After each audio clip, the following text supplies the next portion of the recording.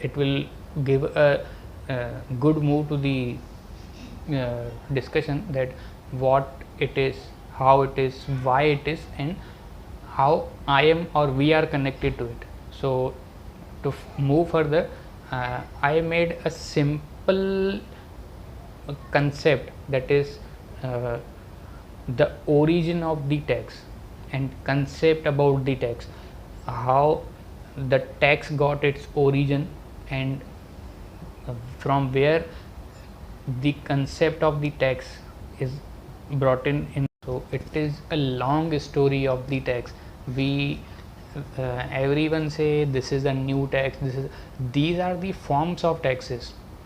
This is not the tax which is newly introduced, it is the kind of tax what we say, but the tax is introduced since 3000 years. The concept was certain amount agreed to be paid by the people and which is going to be used for the public welfare. Today also we are living in a democratic country in way the main object of the government is the social welfare. So how the social welfare is to be achieved? It is to be achieved by means of the collection of levy of taxes and collection of the taxes. That's why the social welfare is possible. Move the economy, the collection of the taxes is very much important for the day-to-day running of the governments. So we got to know that the concept of the tax, it belongs to 3000 years ago. Okay, so there are the three ingredients, the three pillars. The three pillars of the every taxation statute constitute a basic fundamental theory. What is the theory?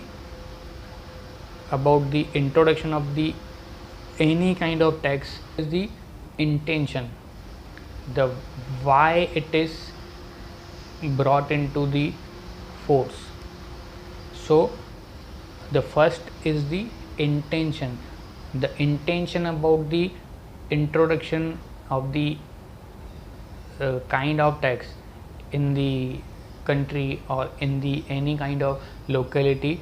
And second is who should pay, because if the tax is introduced and who should pay, that means what group of people, what class of people is going to pay the tax introduced. Law, in the legal language, it is called the subject of the tax. What is the subject? It is the people. People includes artificial person also, that is corporates, unincorporated entities also.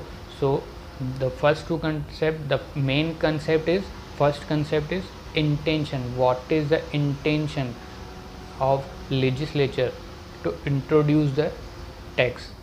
Second, who should pay tax, who should pay the tax, who are going to be taxed. And third is the how it is to be paid, that is the procedure. Intention, second the type of people, third the procedure. So for if you are going to check how, so the next question will be how it will be checked from the reading of the any kind of enactment. So the intention is very clear, it is meant in the preamble of the any kind of, it is the preface which is in the form of available in the at the beginning of the what we say is the any kind of the law, that preamble, that the law is introduced for the purpose of so and so. So the intention is very much clear in the preamble itself. So and the second, who should pay, the type of people. In the sections, I think in the after the short title, commencement and the definition sections are initial contents of the any kind of enactment. After that, next is how taxes are imposed or levied in India. Who is imposing the taxes? All we know who is imposing, it is the government. But how the government is authorized to impose any kind of tax, it is in why it is introduced, and how the government or any kind of local authority got the power to introduce any kind of law regarding taxation, imposing of tax on any kind of the people in the any kind of location situated in India. It is the constitution who gives the power of levying or imposing the taxes on the people by the government. It is article 265.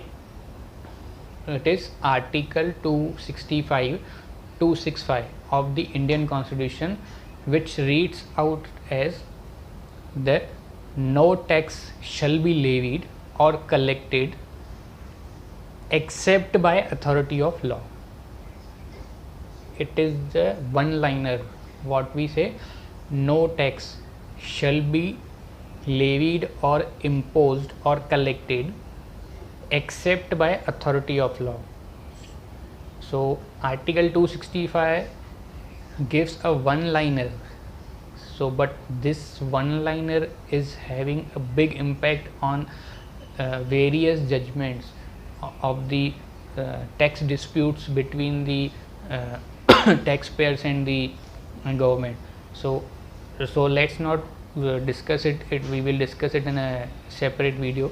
So for today I am restricting myself to the general meaning of the article 265 of the Indian constitution. What it is the no tax to be levied or imposed or collected except by authority of the law.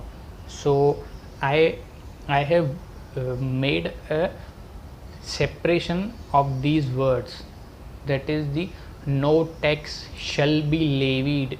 The amount of tax, that is different, but how it is to be collected and why it is to be collected, but before that who is to be in charge of that collection, that is very important.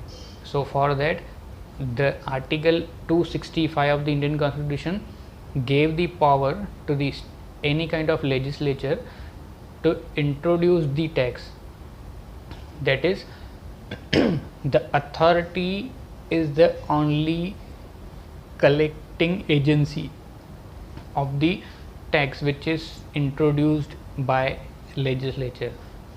No tax shall be levied or collected, that is in absence of law. If the law does not in existence, who is going to collect the taxes or impose the tax?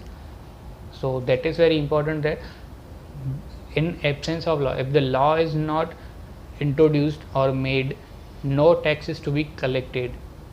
And the second is, it is to be levied by authority of the law only, that is law will authorize. That here the article 265 gives the two concepts, two aspects, that is without law one cannot charge the tax, and by authority, without authority you cannot collect the tax. That is, with the authority here means the jurisdiction. The authority is the jurisdiction, the power given to the any kind of collection of the taxes is given to the authority. That means no person who is authorized to collect the taxes from any kind of people can use his jurisdiction or its jurisdiction in excess of what he possesses. That means nobody can collect the taxes except by the authority which is given to him. Nobody should nobody should discharge his duty in excess of his jurisdiction. So friends, after article 265, the question how it is to be collected, that is the procedure, how it is to be collected. So here the answer will be the existence of contract between the two parties. It is to be collected by existence of contract. So in contract there are minimum two parties. It is the two parties. Here two parties will be the taxpayer and the government. Agreement with the government that you are going to abide by the law prevailing in the country.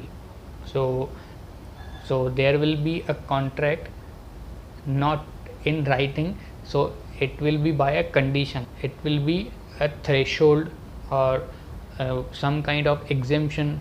Upon achieving this point or exceeding this kind of threshold limit, you are going to be liable for payment of tax. So Indian Contract Act 1872 is divided into three parts. It contains 266 sections. After that, the last is categories of the taxes, direct and indirect.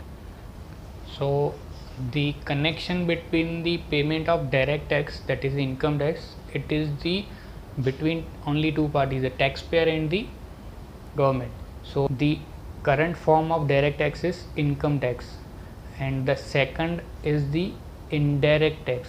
Indirect tax, the tax is not paid on income, it is paid on the product, the service which is going to be consumed by the ultimate customer for whom it is made. Basically, I made an attempt to simply make an understanding that what is the tax. So please let me know what feedback you are going to give me. Secondly, I am sharing the slide for today's topic. So thank you for watching. Please subscribe my channel. Thank you so much.